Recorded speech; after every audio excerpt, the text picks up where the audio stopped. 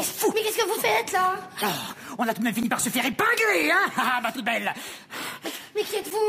Cyril Ettès, pensionnaire depuis 2012 de l'émission On ne demande qu'à en rire, est un humoriste en vogue. Actuellement en tournée dans toute la France avec son spectacle Shaolin, c'est dans les studios du Moulin Rouge, juste après son 30e passage dans l'émission, qu'il a accepté de répondre à nos questions. J'ai voulu être humoriste, je crois que c'est par vocation. Tout petit, j'étais à l'école, j'imitais les profs, je faisais mes premières imitations, je caricaturais un peu les gens autour de moi.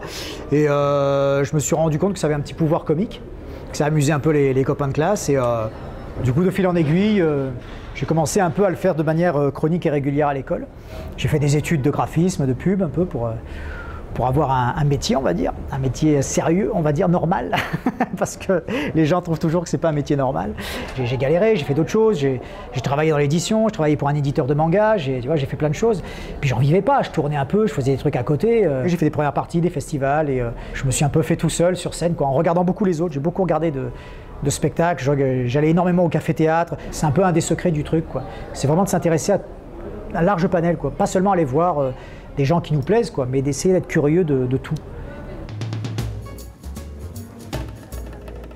Il y a énormément d'humoristes qui ont pu me marquer. Ça peut aller de Pierre Oquaigne à Patrick Sébastien, Jean-Marie Bigard, Pierre Palmade, tout ça. Si je devais citer vraiment une référence un peu majeure pour moi, c'est Louis de Funès. Je regardais tous les films de Funès quand j'étais gamin. Je suis un peu tombé là-dedans quand j'étais gosse, et de Funès, c'est un peu, on va dire, le modèle. Après, il y a des gens qui disent que ce que je fais ressemble un petit peu à ce que pouvait faire de Funès dans l'énergie, dans le côté un peu hystérique et avec le personnage un peu de mauvaise foi comme ça. C'est flatteur, en même temps, c'est très gênant parce que pour moi, Louis de Funès, c'est le haut du panier. Déjà, c'est déjà bien d'être soi-même et de trouver son style. Après, comme comparé à de Funès, c'est toujours très flatteur, mais pour moi, j'en suis très très loin. L'idée, c'était de trouver quelque chose qui me symbolise, et les Shaolin, c'est les moines chinois qui sont très très zen, très très calmes, et qui après peuvent partir dans des mouvements très précis, très rapides, et c'est un peu ce que je développe dans le spectacle. On reste derrière eux, c'est moi le chef. Attention les gars, 1, 2, 3.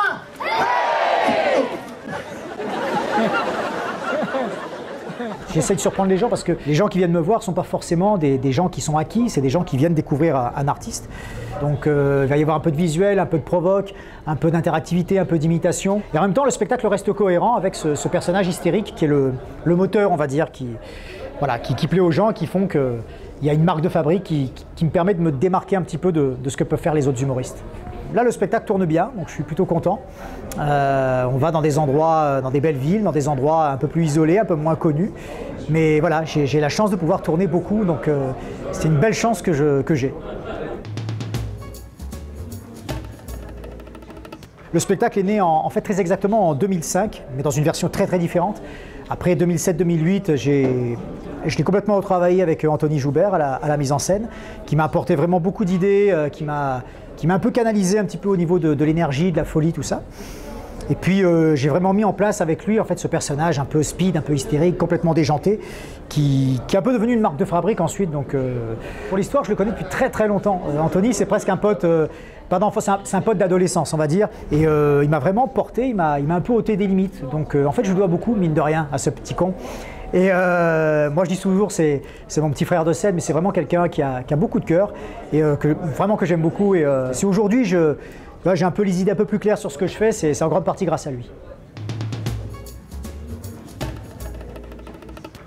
C'est quasiment plus le même. En fait, il y a les 2 premiers sketchs de mon ancien spectacle qui sont restés, mais globalement, tout a changé. La trame était à peu près là, je faisais déjà participer un peu de public, mais les sketchs ont vraiment changé. L'intro, le personnage, le paranoïaque raciste a complètement changé.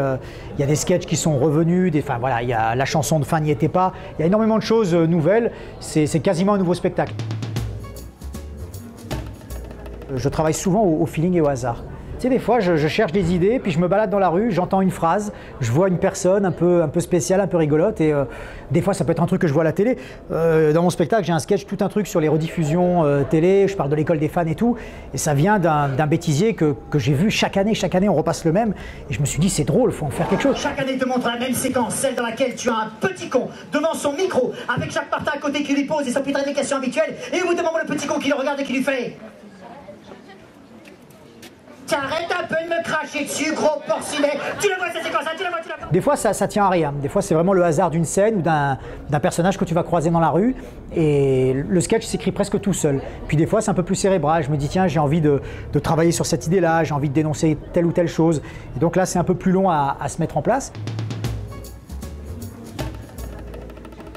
L'Espace Julien, d'abord, c'est une très grosse salle de Marseille. C'est pas trop grand pour moi, mais ça l'est suffisamment pour avoir un petit espoir de la remplir. Voilà, il y a 600 places, ça commence à bien se remplir, donc voilà, on est content. Globalement, ça va être le même spectacle, mais on va l'amplifier. Je vais y rajouter un peu des trucs, il va y avoir une mise en scène un peu habillée, on va profiter un peu pour faire un vrai show, un truc un peu inédit, un peu étonnant. Donc c'est un peu un cadeau aux gens qui m'aiment bien et puis à tous les gens qui vont venir me découvrir. Donc on va essayer de faire vraiment un gros truc avec peut-être des invités, avec des surprises. Voilà. Le spectacle va être un peu plus long parce que je joue à Marseille. C'est la première fois que je joue à Marseille depuis il y a 1 an et quelques, depuis que l'émission m'a un peu porté. Donc c'est un peu un pari, on va voir comment ça se passe. Maintenant, c'est génial parce qu'il y a un outil fabuleux qui est Internet. Donc moi, tout ce que je peux dire, c'est aux gens d'aller sur mon site, de voir un petit peu ce que je fais, et puis d'être curieux, de venir me voir sur scène parce que c'est là qu'on est le mieux dans son propre élément. Je suis très très mauvais pour me vendre. Souvent, ça va être des standing ovations, c'est bête à dire, mais une fois j'ai joué en plein air devant 2000 personnes aussi l'été dernier. Quand tu as des gens comme ça qui se lèvent comme ça parce qu'ils ont aimé ton spectacle, t'es là, tu te sens tout petit en fait, et tu mesures à quel point tout ça c'est précieux parce que les gens le font spontanément, on ne les oblige pas, on leur dit pas bon maintenant il faut se lever, mais voilà, donc il y a quelque chose d'assez fort. C'est peut-être ces moments-là qui sont, quand les gens applaudissent ou vraiment sont très démonstratifs dans leur affection pour le spectacle.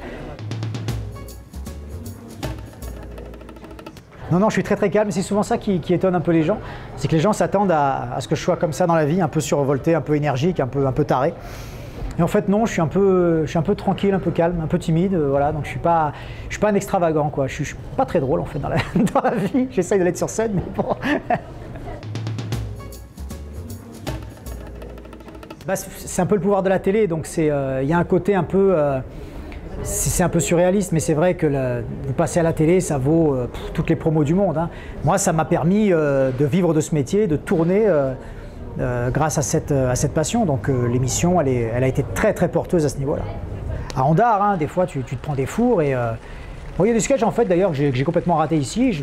Bizarrement, c'est pas forcément ceux dont je suis le moins content. Il y a des trucs où tu es content de défendre une idée, puis elle passe pas après, bon bah voilà, c'est comme ça, c'est la vie. Mais là par exemple, on est en saison 4 de l'émission, pas considérer qu'on est pensionnaire, qu'on est des stars ou quoi, parce qu'il y en a plein de très très bons qui arrivent dans l'émission et qui vont devenir les nouveaux pensionnaires, les nouveaux chouchous. Donc nous, il faut qu'on reste un petit peu il faut qu'on continue à se casser la tête, à trouver des idées, à surprendre et à rester dans le cœur des gens et pour qu'ils nous communiquent toujours de l'affection et du plaisir. Et ça, c'est du travail permanent.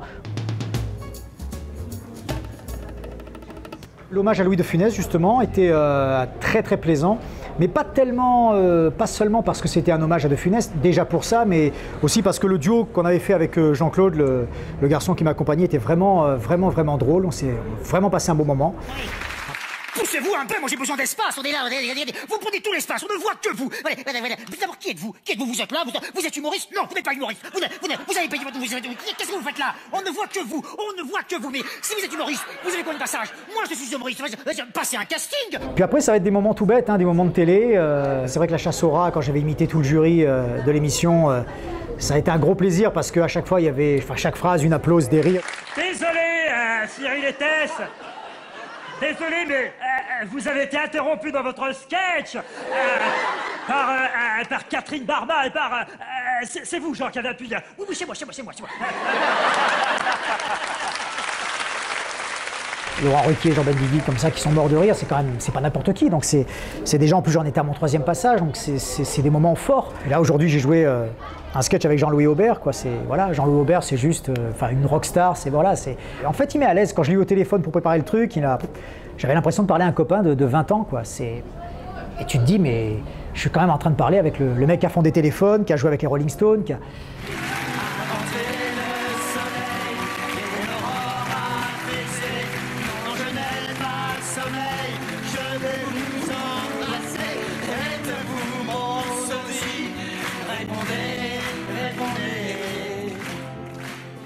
C'est des moments qui sont uniques et précieux, donc tout ça, c'est des moments qui comptent. Mais t'emmènes pas large à ce moment-là, je te garantis. C'est pas toujours évident, mais j'essaye de m'amuser à chaque passage.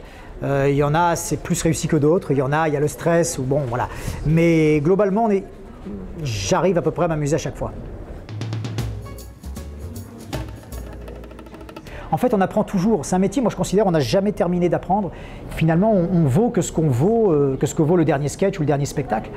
Et il faut toujours un peu remettre le couvert parce qu'il y a plein d'autres humoristes qui arrivent. Donc en fait, j'ai aucun conseil à donner, si ce n'est d'y croire, de beaucoup travailler, puis d'être patient. Moi, je crois que moi, je fais ça depuis une dizaine d'années. Ça marche et j'ai envie depuis 2-3 ans.